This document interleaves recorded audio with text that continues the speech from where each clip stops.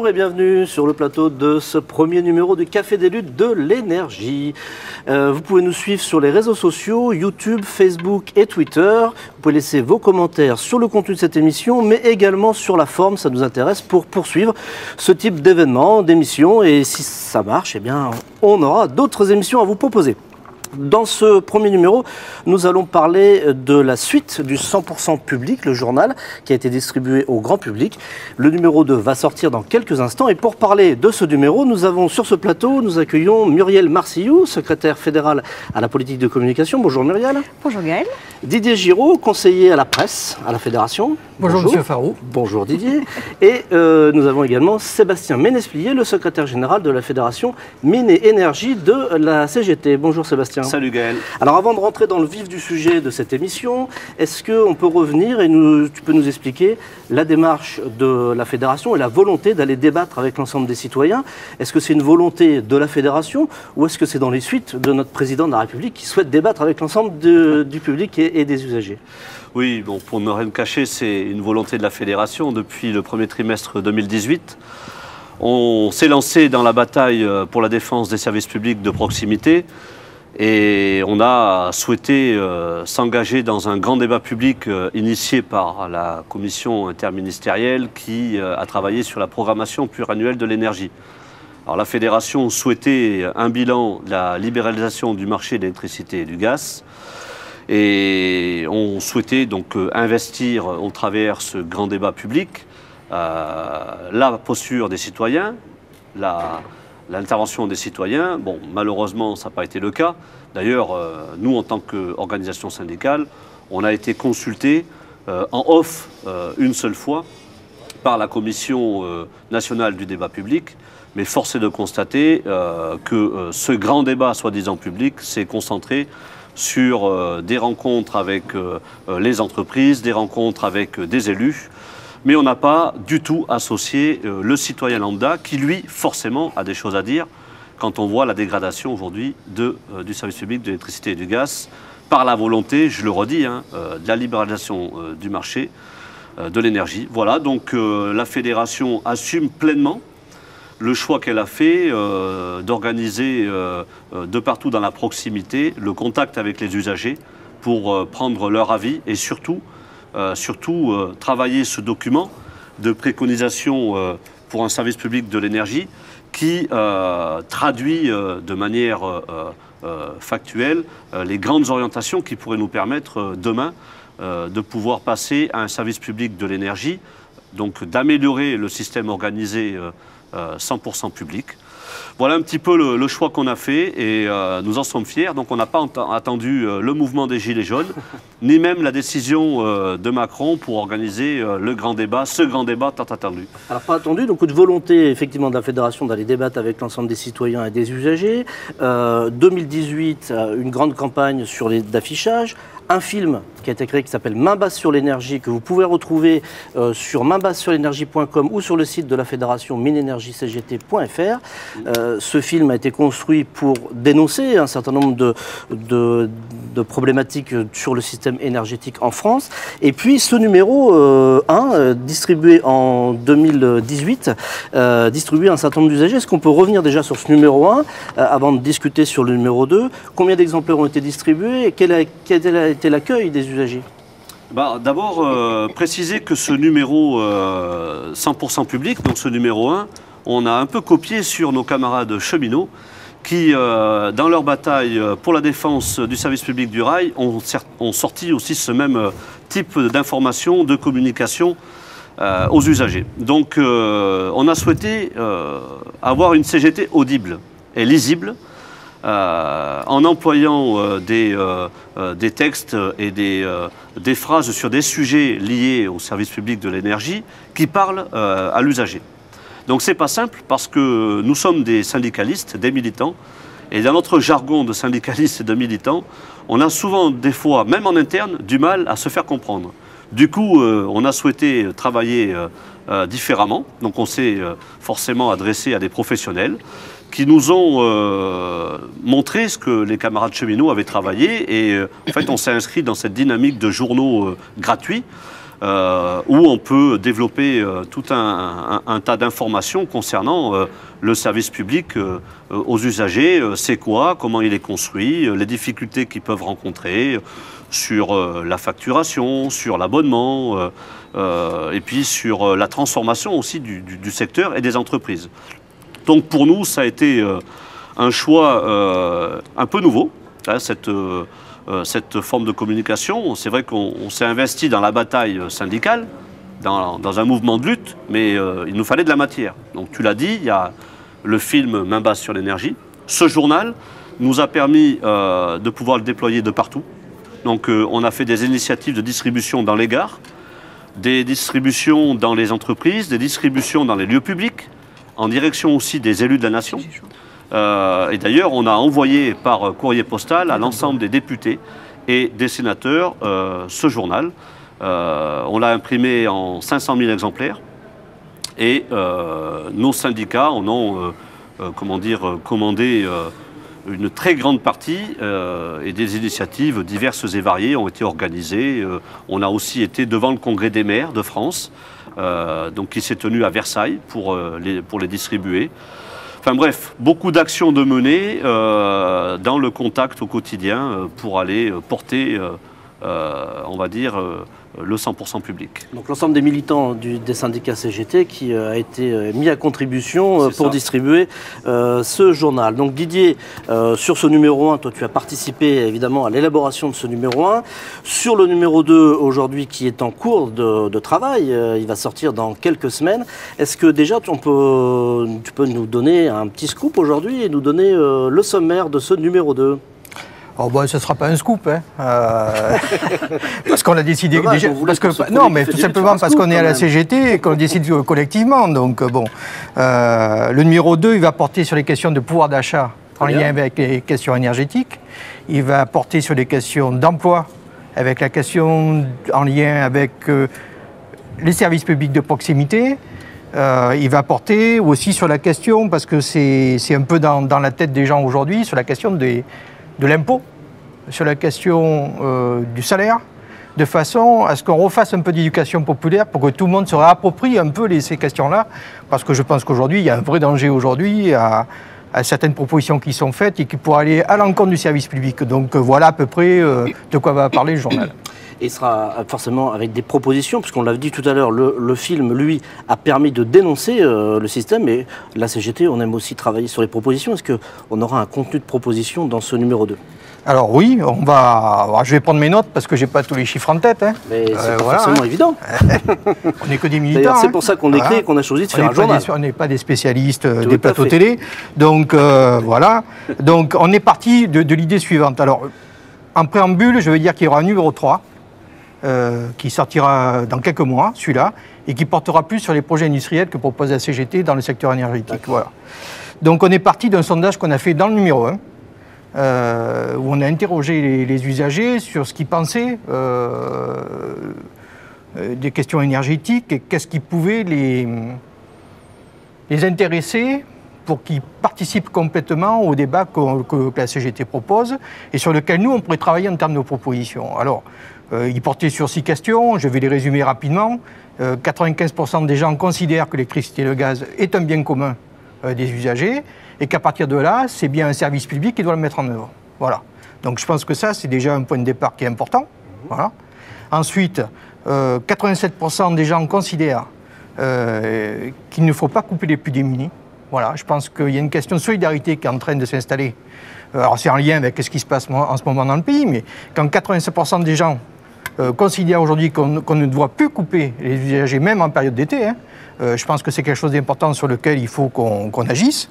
Et 91% des gens, des usagers, considèrent qu'aujourd'hui, la question de la concurrence, elle est liée tout simplement à, non pas à une question de faire baisser les prix de l'énergie pour l'usager, mais plutôt à engraisser, je vais dire comme ça, les actionnaires du secteur énergétique aujourd'hui sur le marché, que sont Leclerc, Eni, Total et compagnie. Voilà.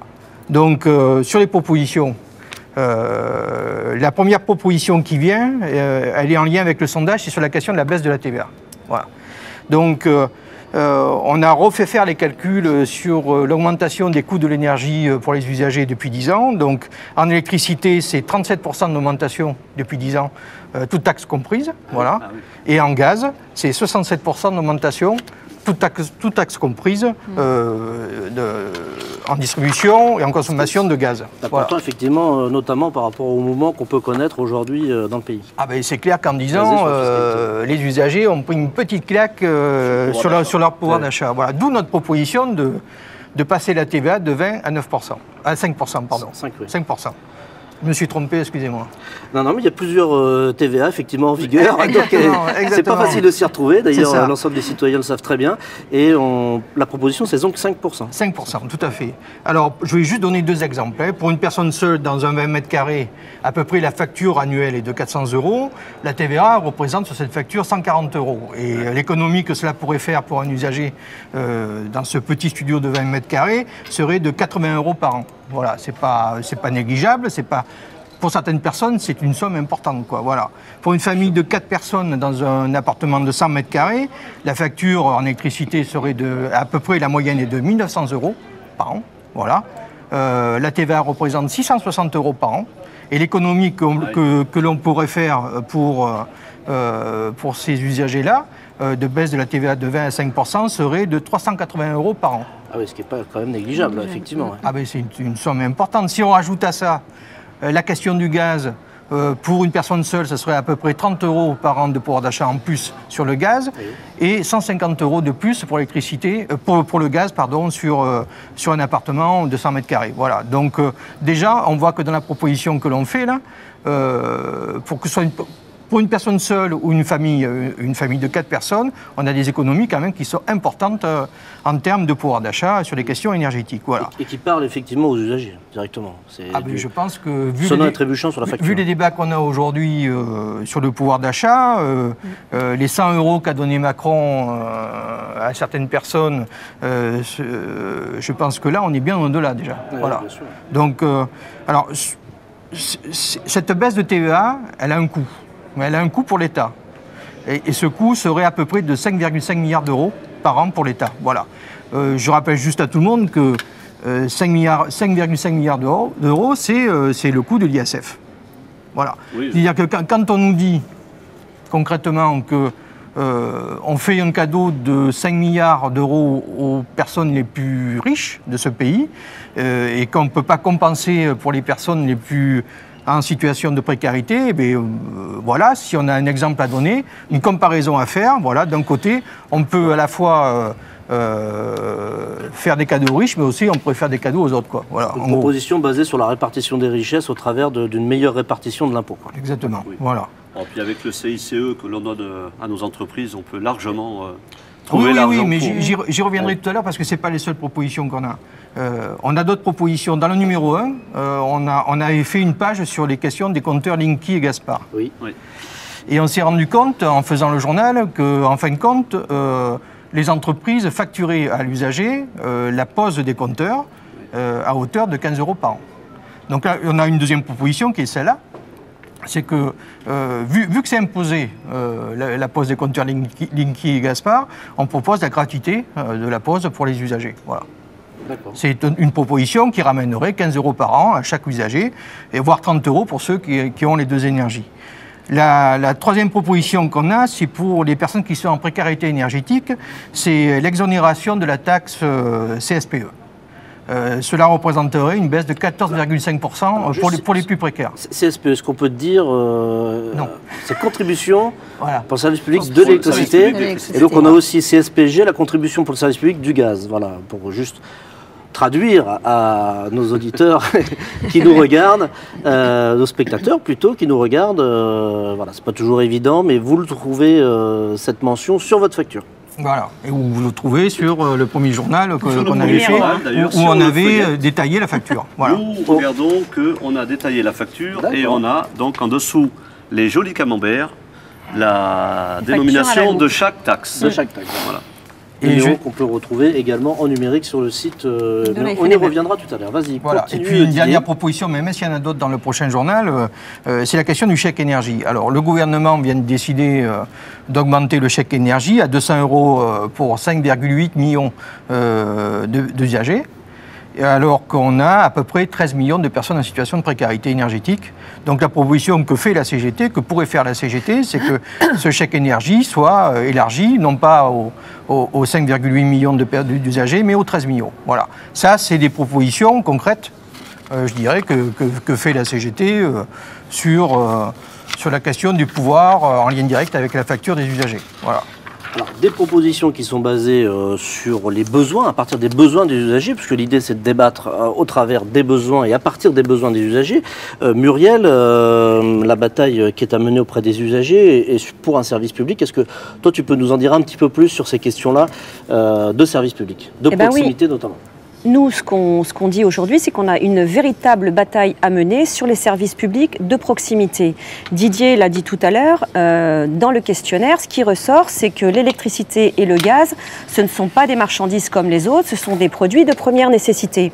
À partir de là, à la FNME, depuis très longtemps, on défend les valeurs d'un service intégré, mais également au quotidien, les agents, ils se battent sur le terrain, ils se mobilisent pour la sécurité des usagers et bien souvent en ce moment dans des conditions très extrêmes puisqu'ils n'ont plus les moyens adéquats au vu des restructurations incessantes qui se passent depuis des années.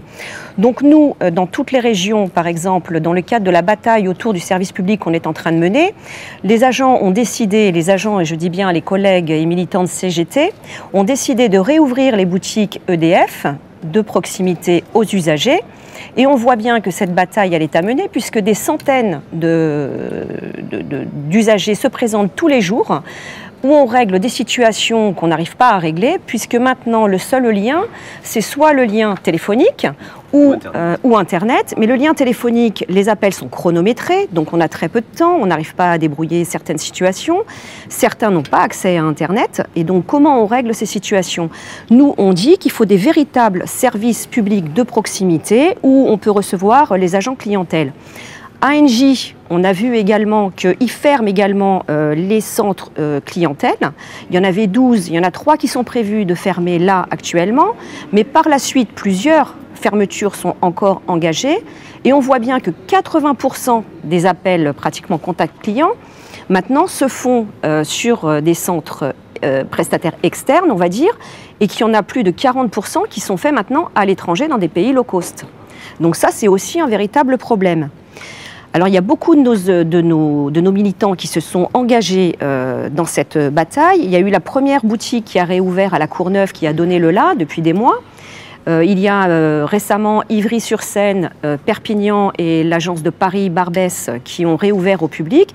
Et on voit bien que là, il y a nécessité. Donc nous, on se bat aussi pour un service public de proximité. Pourquoi? Parce que c'est aussi l'accès au droit à l'énergie, mais aussi l'accès au droit à un service public égalitaire et permanent. Ce qu'on revendiquait, et ce que disait tout à l'heure Sébastien, c'est que nous, depuis des années, on demande un vrai débat sur les 20 ans des dérégulations et de la déréglementation du service de l'énergie, et également un débat citoyen. Cela, on le porte au niveau de nos gouvernements, de nos directions, mais également au niveau européen et mondial, via les fédérations européennes et mondiales auxquelles on est affilié, et donc on porte cette demande d'un véritable... enfin en tout cas une expertise sur les 20 ans de la déréglementation du secteur de l'énergie. Et pour conclure, on voit bien qu'aujourd'hui, les politiques, les États membres et l'Europe libérale, mais quand on dit l'Europe libérale, il faut sous-entendre aussi que ce sont bien les États membres aussi qui appliquent toutes ces directives. Ils ne sont pas obligés non plus. Et nous, on demande ce débat, et on voit bien qu'aujourd'hui, pour conclure, que ce débat, personne ne veut l'avoir dans le pays. Donc nous, c'est pour ça qu'on va au contact des usagers et qu'on mène cette bataille pour le service public de proximité. Alors, aller au contact des usagers, lancer le débat, puisque le débat ne veut pas être organisé, que c'est effectivement le marché qui a pris le pas, c'est une chose, mais il y a aussi apporter dans les revendications, apporter des luttes. Alors, est-ce que Sébastien, tu peux maintenant nous parler des luttes à venir, celles qui ont eu lieu et celles qui vont venir, avec notamment Luttons ensemble gagnons, qui est une lutte qui va être lancée, et puis aujourd'hui des appels confédéraux sur les mardis de l'urgence sociale. Comment la Fédération des mines énergie de la CGT s'inscrit dans ces luttes et qu'est-ce qu'elle va proposer demain? On est de toute façon dans une dynamique de ce qu'on a commencé à construire depuis 2018, je l'ai dit, sur le premier trimestre. Au travers notre projet pour un service public de l'énergie, on se l'était dit d'ailleurs avec les syndicats, c'est une bataille à long terme.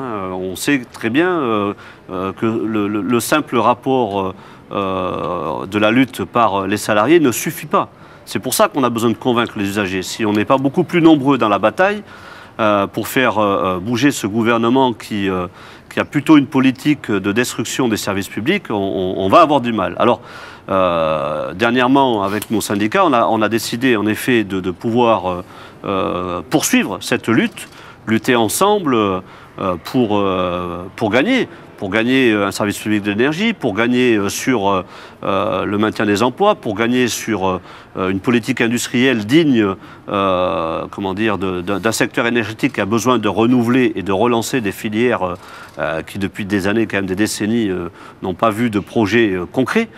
Donc cette bataille, elle s'inscrit dans la dynamique aussi de ce que porte la Confédération au travers des mardis d'urgence sociale. Donc on a essayé de conjuguer les deux, c'est-à-dire nos revendications et notre portage revendicatif sur le champ de la Fédération, au niveau du secteur des mines et au niveau de l'énergie de manière globale, et puis surtout s'inscrire dans cette lutte contre l'urgence sociale. Parce que véritablement, on ne peut pas faire comme si dans ce pays, depuis le 17 novembre, il ne se passait rien. Donc il y a bien des travailleurs et des retraités et des jeunes qui se mobilisent de manière régulière. Nous, ce qu'on a besoin aujourd'hui à la CGT, c'est essayer de faire en sorte de pouvoir rassembler tous ceux qui luttent, quels que soient les modes d'action employés, la semaine dans les entreprises et le week-end sur les ronds-points et sur les places. Donc de rassembler, de créer ces convergences nécessaires pour bousculer ce gouvernement et le MEDEF, parce qu'il ne faut pas qu'on l'oublie. La politique, en effet, menée par le gouvernement, satisfait le MEDEF aujourd'hui, il se frotte les mains, sauf que dans les entreprises, c'est l'anarchie la plus totale, quoi. On a des remises en cause des conquis sociaux quasi dans tous les services publics. On a les ordonnances Macron qui viennent mettre en place les CSE dans chaque entreprise. Donc ce sont aussi des moyens en moins pour la défense des droits individuels et collectifs des salariés. Donc, luttons ensemble pour gagner, c'est notre fil rouge qu'on s'est donné, qu'on a décidé début février avec les syndicats. En ligne de mire le 19 mars, journée donc interprofessionnelle où on va s'y inscrire. Et on a organisé depuis maintenant un mois, tous les mardis. Alors les mardis, ce n'est pas forcément des grèves, c'est aussi des rencontres avec les travailleurs, les retraités, pour aller discuter autour du cahier revendicatif populaire, parce qu'on organise aussi notre grand débat dans les entreprises, là où Macron ne veut pas aller, là où les élus ne veulent pas aller. Donc la CGT l'organise et essaye de recueillir un certain nombre aujourd'hui de doléances, de revendications portées par les retraités et les travailleurs. Et puis on a donc à réfléchir comment on va cadencer ce 19 mars, qu'est-ce qui va se passer au lendemain. Puisque, in fine, je disais tout à l'heure, rassembler toutes les formes de mobilisation, c'est une chose. C'est quand même assez compliqué malgré tout. On voit que FO, Force ouvrière, a rejoint l'appel intersyndical et des associations. Mais bon, malgré tout, ça reste une dynamique totalement différente que ce qu'on a pu connaître à l'époque de la bataille contre la loi El Khomri, par exemple, quoi. Voilà, dans cette période un peu compliquée, une CGT active, c'est nécessaire et c'est incontournable si on veut bousculer et faire bouger ce gouvernement. Eh bien, une CGT qui lutte et qui travaille à la convergence des luttes. En tout cas, vous, spectateurs, internautes qui regardez cette émission, on vous invite à participer à l'ensemble des initiatives proposées par la CGT pour lutter et gagner sur l'ensemble de ces propositions et de ces revendications. Merci d'avoir participé à ce premier numéro du Café des luttes de l'énergie. Je vous rappelle que vous pouvez retrouver le film Main basse sur l'énergie sur le site mainbassesurlenergie.com ou sur le site de la Fédération Mines Énergie CGT, c'est fnme-cgt.fr. Vous pouvez retrouver également ce numéro 1 en numérique sur le site de la Fédération dont je viens de vous donner le site internet, fnme-cgt.fr.